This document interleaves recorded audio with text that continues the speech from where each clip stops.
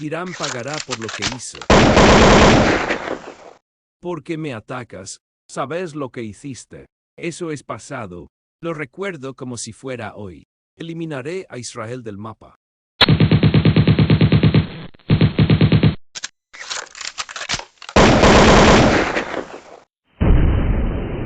No te lo permitiremos.